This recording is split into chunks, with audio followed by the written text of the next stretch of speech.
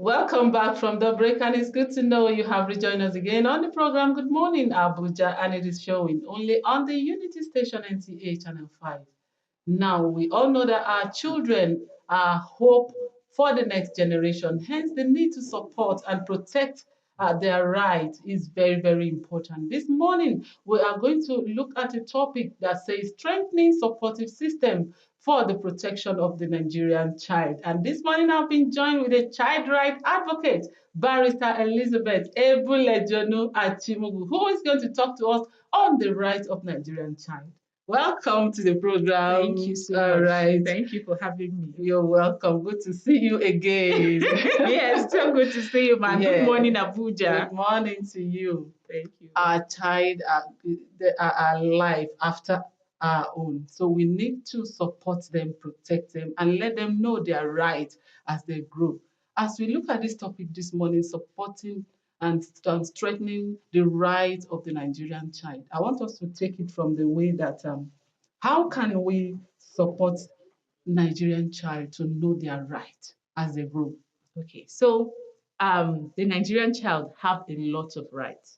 But if you look back at our traditional society, we see that children should not be seen or heard. When they want to talk, say, keep quiet, you don't have anything to say. What do you have to say? What do you know? So you find out that typically in Nigeria, and a lot of people in Africa will still relate to it, children are not to be seen or heard. They just feel you're invisible. You have nothing to say. You have nothing to offer.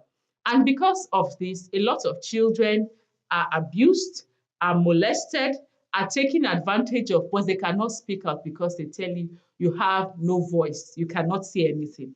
So one way to strengthen the rights of the children is when they know that they have a voice, they can speak out. They can bring valuable information. Children are innovative. In fact, children, because they are curious, more curious than adults, Yes. because they've not experienced certain things, they can easily think out of the box. A child can think about how a camel will pass through the eye of a needle. But an adult will feel it is impossible. My fathers have tested it. So because of their age, their curiosity, they tend to bring in a lot of innovation towards this aspect. So children's rights should be strengthened.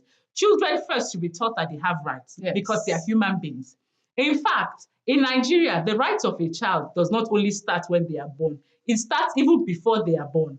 So a child in the womb has rights because he's seen as a human being. Okay. Yes, he's seen as a human being. That's why the Child's Right Act provides that anything that is done to a child, a fetus in the womb, when they can sue for that. Yes, so when the child is born or later in life, you can sue. So any damage done to the child as a fetus before he was born, when he was born, or how she was born, anything at all till when the child was born, it is actually actionable. So the laws protect children right from the womb. Wow, excellent, interesting.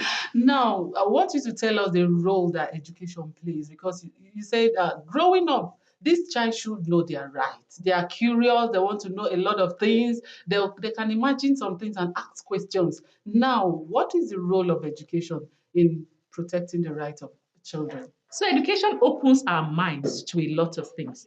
There are things we do not know exist, but education opens our minds to know it. Let me give you a typical story.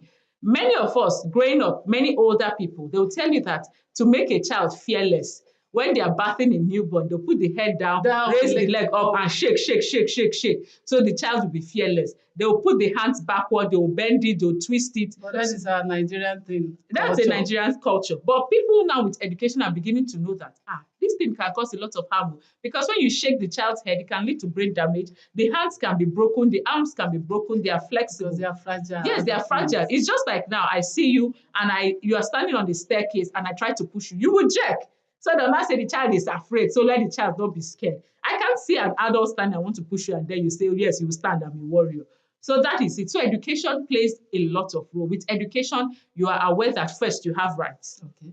With education, adults know that these children have rights. They are not objects. They are human beings. You know what makes human rights is the fact that you're a human being, so you have those rights. So the adults know that these children, for the fact that they are human beings, first, they have rights.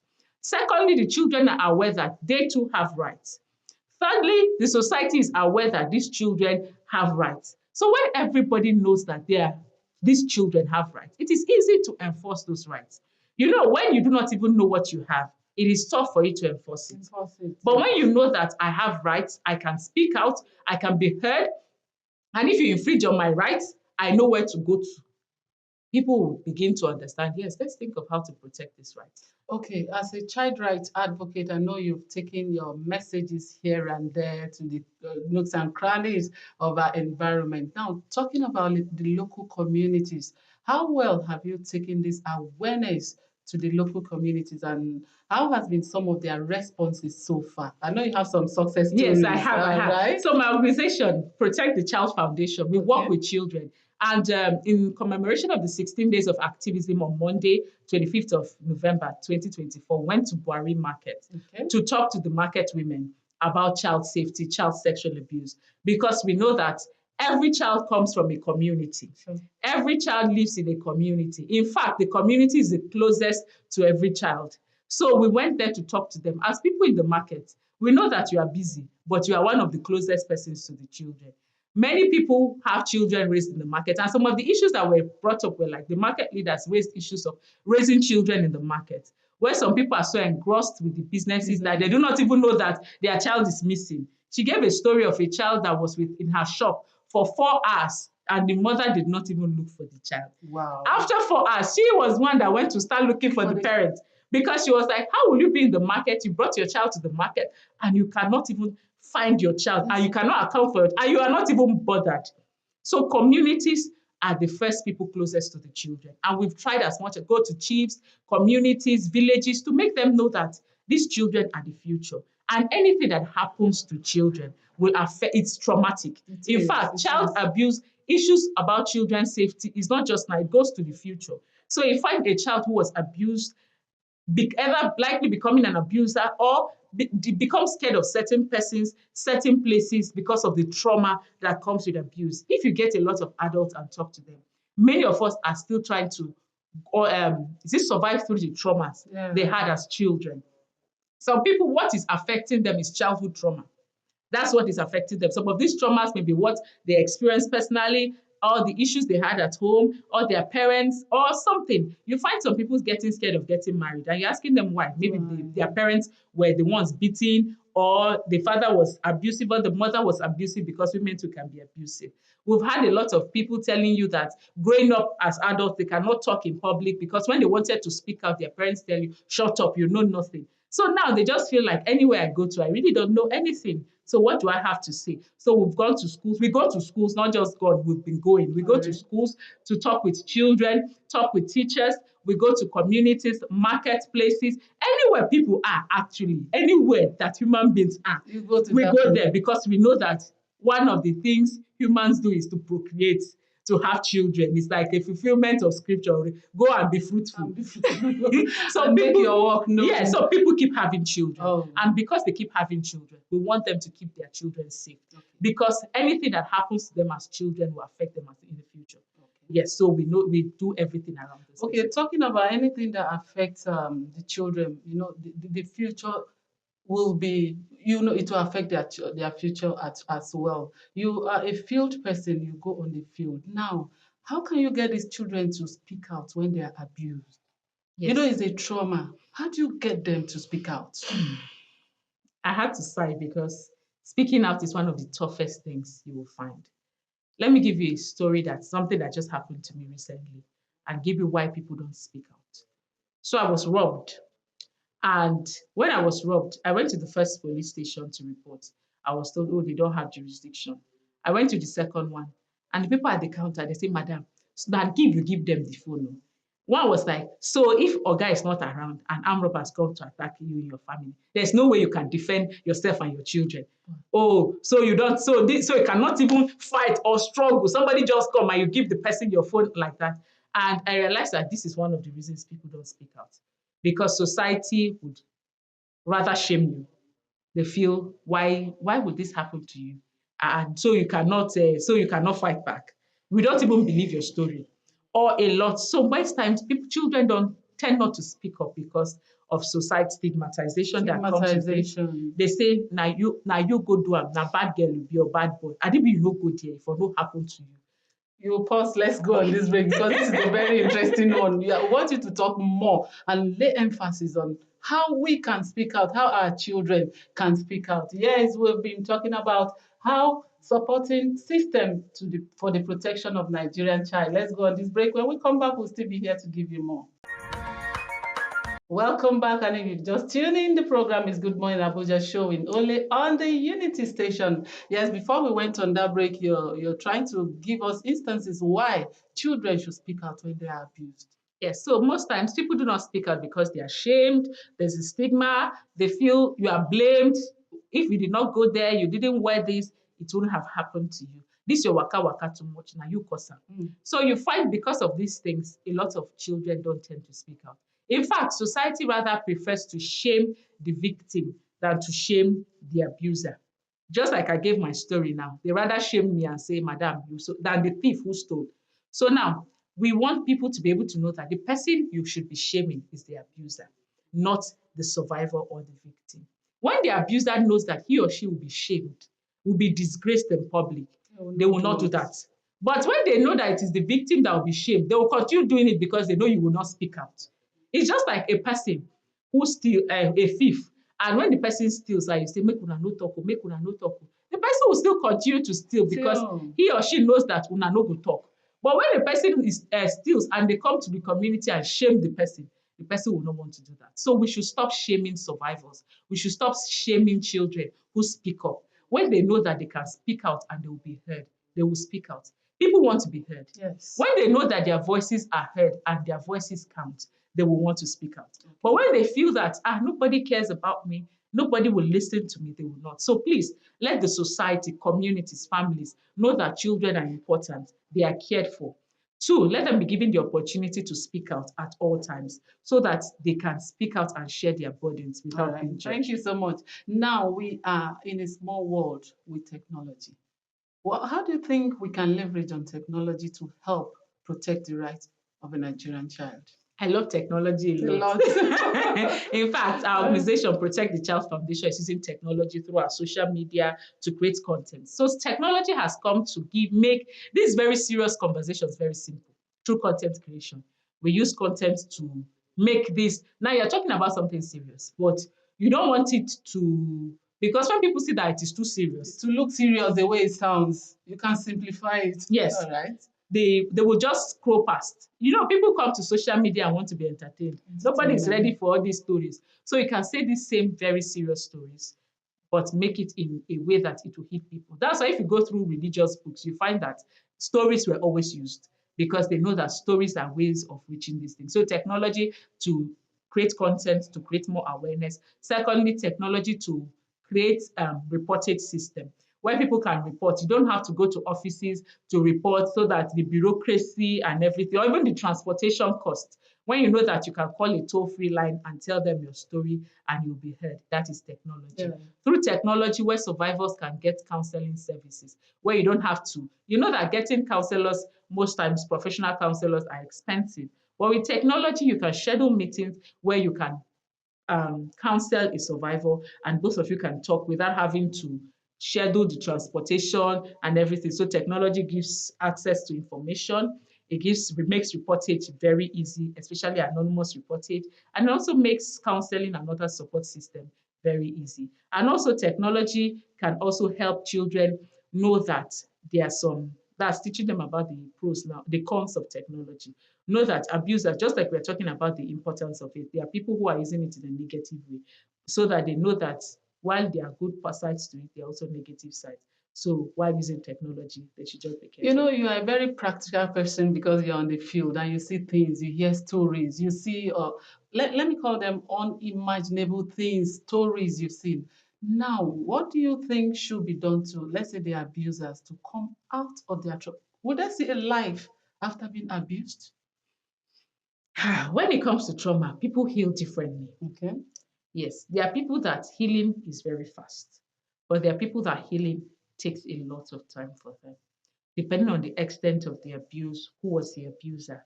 For children, a lot of children, most of the abusers are relatives, friends, people they know. And for some, it creates issue of trust. So for a lot of people, you need to give them time to heal. So when a child comes and explains the case of abuse, be patient. Do not just start shouting. Now you cussed her. No, so you cannot. Some parents will not even want to hear their children talk. Yes. Because they don't want to imagine that it's true. It's another challenge. Yes. Now, some people tell you, it cannot be true. Or this, when we went to the market, one of the talk we raised was some people feel that this person is our destiny helper.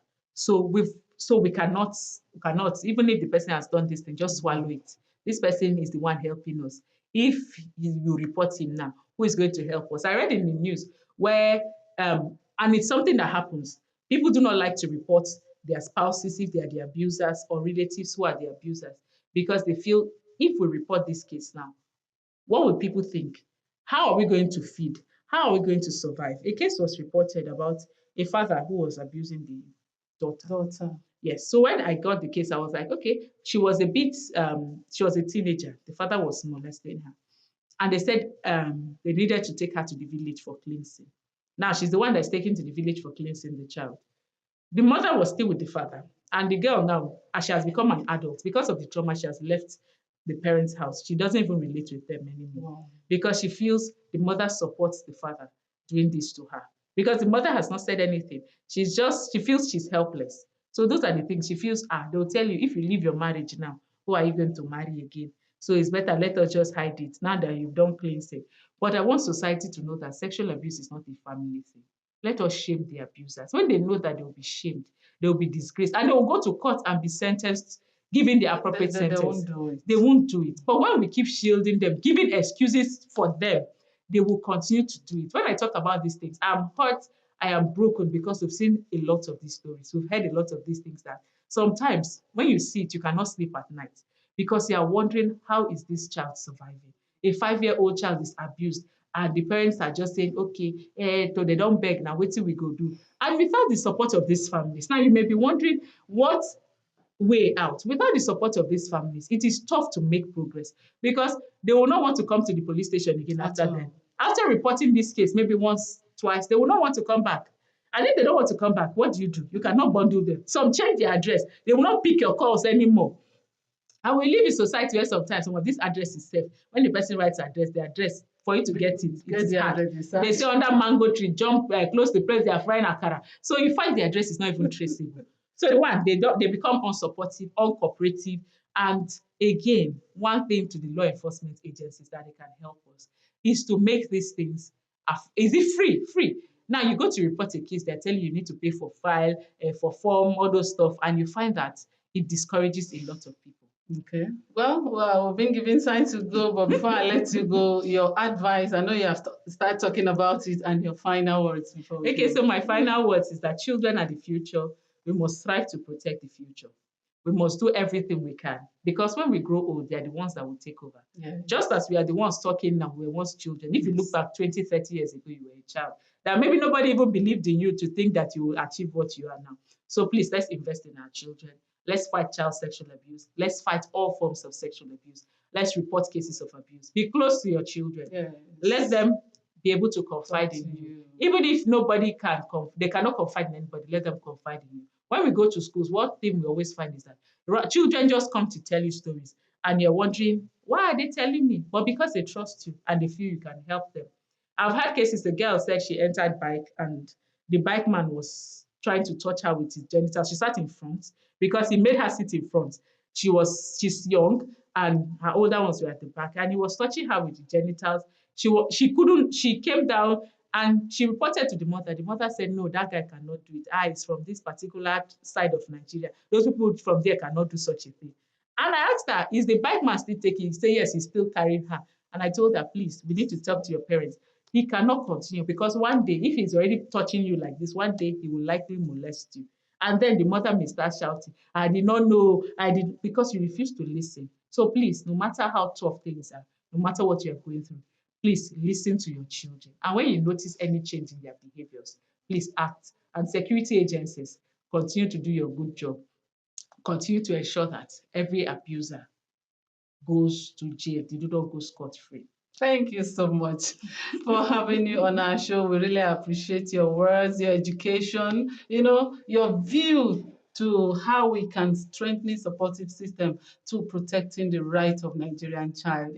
We have said a lot of things: culture, community, parents, individuals, government. It's everybody's business. We appreciate your time with us this morning, Barrister Elizabeth Ebulejonu Achimogu, who is a child rights advocate. Thank you so much for coming. Thank you so much for having me. I feel so honored being Okay. here. Thank you. All right, the program is Good Morning Abuja. Let's go on this quick break. When we come back, we'll still be here to give you more. Stay with us, please.